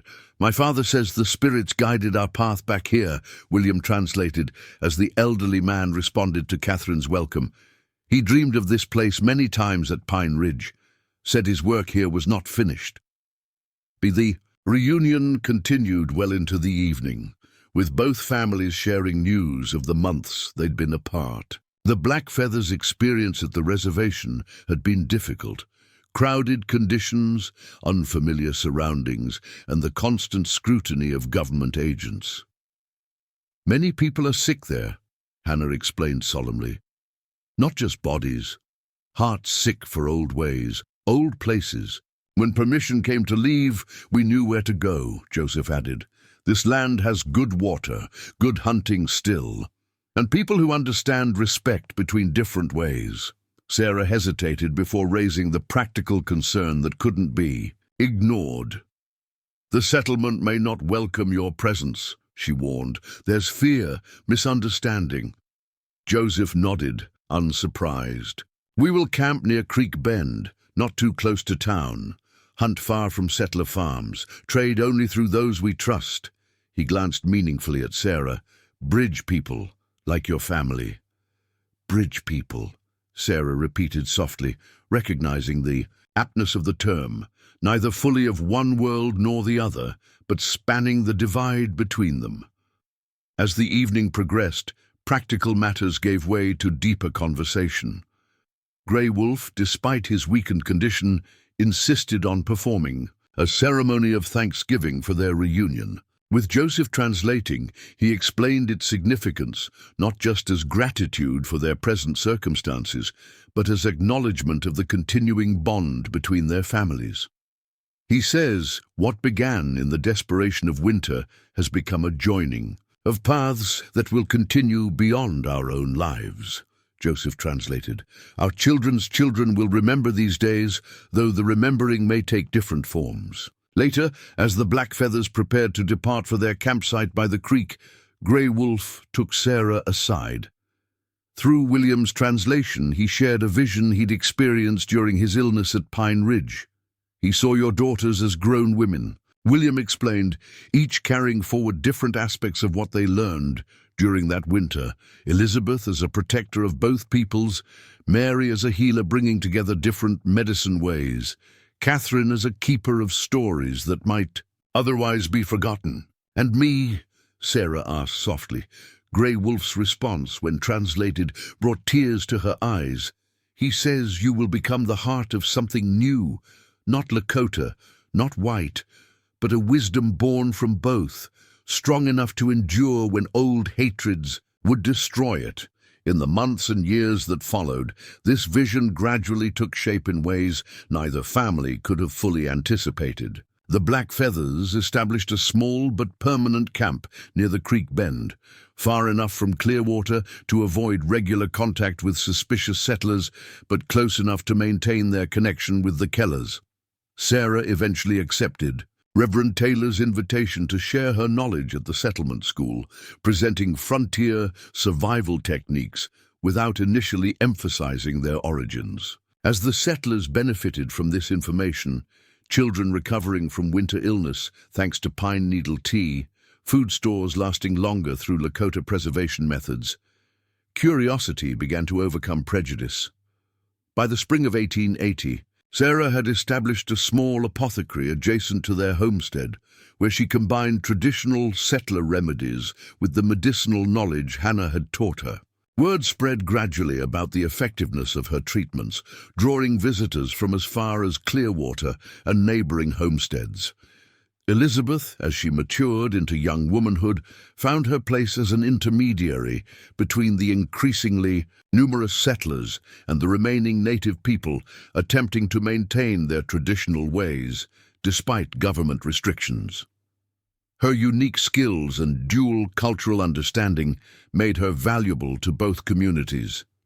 Mary's gentle nature and quick mind led her toward becoming a healer in her own right. She studied formally with the doctor who eventually settled in Clearwater, while continuing to learn traditional medicine from Hannah and Grey Wolf. The resulting synthesis created a unique approach to frontier healthcare that addressed both physical and spiritual aspects of wellness. Catherine, the youngest, perhaps underwent the most profound transformation. Her natural affinity for Lakota language and stories developed into a passion for preserving the oral traditions Grey Wolf shared. Even as a young girl, she began recording these tales in written form, creating an unprecedented bridge between cultures typically separated by misunderstanding and fear. What had begun as a desperate struggle for survival during a brutal Dakota winter evolved over time into something far more significant, a small but resilient example of how different worlds could not only coexist, but enrich one another when approached with openness and mutual respect. In her journal, now spanning multiple volumes, Sarah reflected on this unexpected legacy one evening in late 1883, 5 years after that transformative winter. "Today, Grey Wolf spoke of returning to the spirit world soon," she wrote, her hand steady despite the emotion the words evoked. "He says his body grows tired, but he leaves without fear because the seeds of understanding have been planted in fertile ground. When I think back to the desperate widow I was, facing an impossible winter with 3 young daughters and dwindling supplies, I scarcely recognize that woman. She could never have imagined that salvation would come in the form of those she had been taught to fear. She could never have envisioned her eldest daughter hunting alongside a Lakota youth, her middle child combining frontier medicine with native wisdom, her youngest preserving stories that might otherwise vanish from the earth. James dreamed of building something lasting on this frontier, though his vision was limited to fields and buildings, tangible monuments to human effort.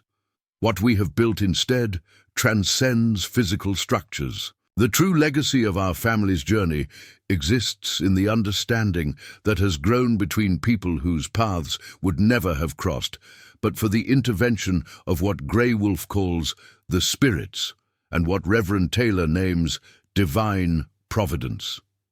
Perhaps they speak of the same force using different words, that which draws humanity toward connection rather than division, toward harmony rather than discord. If so, then the sacred ways that saved us during that desperate winter were not just techniques for physical survival, but pathways toward a deeper understanding of what it means to truly live in this challenging world. And that may be the most precious legacy of all, one that will continue long after those who first forged this unlikely bond have returned to the earth we all share.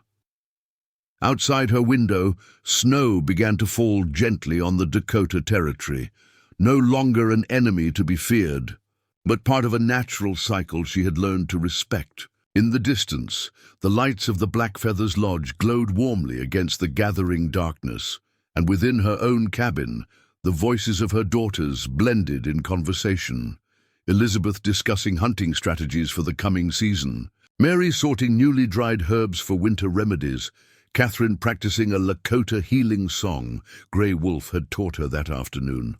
Different worlds, once separate, now woven together into something stronger and more beautiful than either, could have been alone. This was the true frontier they had pioneered, not of land, but of human understanding, a legacy that would endure through generations yet unborn, seeded during a desperate winter when survival depended on opening doors that fear would have kept forever closed. Spring 1893, 15 years later, the Keller homestead had blossomed into something James could never have envisioned.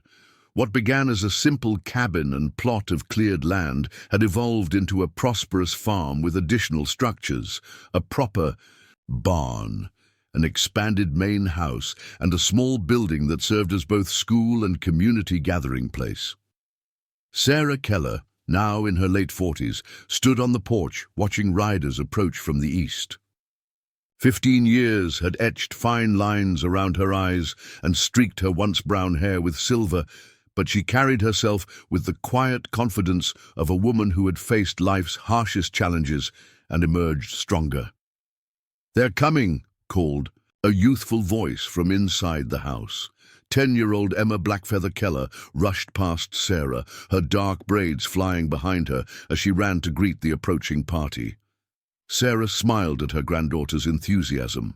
Emma was Elizabeth's child, born of her marriage to William Blackfeather after years of friendship had blossomed into something deeper. Their union, once considered scandalous by many in the settlement, had gradually gained acceptance as the community itself evolved. The riders drew closer, Elizabeth leading the group, returning from her monthly journey to the reservation, where she now served as an official liaison between government agents and the Lakota people. Behind her rode Mary, with her medical bag secured to her saddle, returning from treating patients in the more distant homesteads. As they dismounted, Sarah observed how her daughters had grown into the roles Grey Wolf had foreseen. Elizabeth, now 25, had become a respected voice in territorial affairs, her unique understanding of both cultures making her invaluable in the increasingly complex relations between settlers and native inhabitants. Mary, 23, had established herself as a healer whose practice combined traditional medicine with the knowledge passed down from Hannah. Her reputation had spread beyond Clearwater, drawing patients who found no relief through conventional treatments alone. "How was the reservation?" Sarah asked, as Elizabeth embraced her after lifting Emma into her arms. "Challenging, as always," Elizabeth replied. "The new agent is more reasonable than his predecessor, but conditions remain difficult. I've documented several violations of treaty provisions to present at the Territorial Council next month." Mary joined them, her face showing the fatigue of 3 days of intense work. "The Jenkins baby pulled through," she reported with quiet satisfaction. "Hannah's willow bark preparation broke the fever when nothing else worked." Sarah nodded, grateful, once again for the knowledge that had been shared so generously all those years ago. "Hannah will be pleased to hear it. She's been teaching Emma to prepare the same remedy this week." As they moved inside the expanded cabin, Sarah felt the familiar ache of missing those who were no longer with them. Grey Wolf had passed into the spirit world 5 years earlier, his body finally succumbing to the lung ailment that had troubled him since their time on the reservation. His passing had been peaceful, surrounded by both families who had come to see him not as Lakota or white, but simply as beloved patriarch. Joseph continued leading their small band, now officially recognized by territorial authorities as a detached community with special permission to maintain certain traditional practices. Though government policies increasingly restricted native autonomy, the unique position of the Blackfeather family as army scouts and intermediaries had afforded them protections unavailable to many others. The most significant absence was Catherine, now 21. The youngest Keller daughter had departed 3 years earlier to attend the women's seminary in Chicago, carrying with her the extensive collection of Lakota stories, medicinal knowledge, and cultural practices she had documented since childhood. Her goal, stated with characteristic determination, was to publish these accounts to preserve them for future generations and to challenge the prevailing narratives about native peoples. "Letter from Catherine," Sarah announced, retrieving an envelope from the mantel. "Arrived yesterday." Elizabeth and Mary gathered close as Sarah read their sister's latest update. Catherine's elegant handwriting detailed her progress with sympathetic professors who were helping prepare her manuscript for publication, though she faced significant resistance from publishers concerned about its controversial nature. "She writes that she misses home," Sarah continued, "but remains convinced that this work must reach a wider audience. She's been invited to present her research at a gathering of ethnographers next month." Catherine always was the most stubborn of us, Mary observed with a fond smile. Like mother, like daughter, Elizabeth added, giving Sarah a knowing look. After the evening meal, the extended family gathered in the community building Joseph and William had constructed 5 years earlier. This spacious structure, built using techniques from both cultures, served multiple purposes: schoolhouse for local children, meeting place for those interested in learning traditional skills, and ceremonial space for occasions that bridged cultural traditions. Tonight's gathering marked the anniversary of that desperate winter when the Keller and Blackfeather families had first found each other. Over the years, this annual commemoration had evolved into an important tradition, a time to remember their shared journey and to renew their commitment to preserving what they had built together. Hannah, now in her 60s but still vital, led the younger children in preparing the central fire. Joseph, his hair now more grey than black, arranged sacred objects in the traditional manner Grey Wolf had taught him. William and Elizabeth sat together, checking the instruments they would use for the evening's music, a blend of settler hymns and Lakota ceremonial songs that had become their unique tradition. Sarah took her place in the circle, noting how it had expanded over the years. Beyond her immediate family and the Blackfeathers, several other families from the region now participated, some settlers who had recognized the value in what this community offered, some Lakota who had found here a place where their traditions could continue despite government restrictions. Reverend Taylor, now elderly but still sharp-minded, joined the circle with his customary quiet respect. His early support had been crucial in creating space for this unusual community to develop. Though many in his original congregation had rejected his progressive views, others had followed him into this experiment in cross-cultural understanding. As twilight deepened into night, Joseph rose to begin the ceremony, speaking first in Lakota, then in English. "We gather to remember when two paths became one," he said, his voice strong despite his years. "When hunger and cold forced down walls that fear had built. When ancient wisdom and new ways joined to create something that had not existed before." Hannah added cedar to the fire, releasing its fragrant smoke. "We honor those who have returned to the earth. Grey Wolf, who saw with old eyes what new eyes could not see. James Keller, whose choice of this land brought his family to this circle, though he did not live to witness it." Sarah felt the familiar tightness in her throat at the mention of James. Would he have understood the journey his death had set in motion? Would he have embraced the blending of worlds that had saved his family and created this unique community? She liked to believe he would have, that his pioneer spirit would have recognized kindred souls in the Blackfeathers.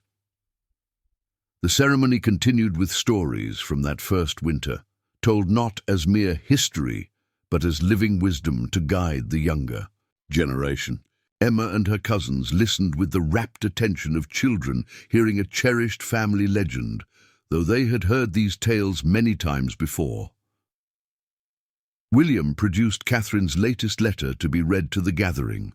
In it, she described her efforts to challenge prevailing attitudes about Native peoples in academic circles and her vision for establishing a school that would preserve traditional knowledge while preparing indigenous youth for the changing world. "My work in Chicago feels important," Catherine had written, "but I miss the rhythms of our community. The ceremonies, the connection to the land. Sometimes I fear I'm becoming too much of the white world while advocating for the preservation of Lakota ways.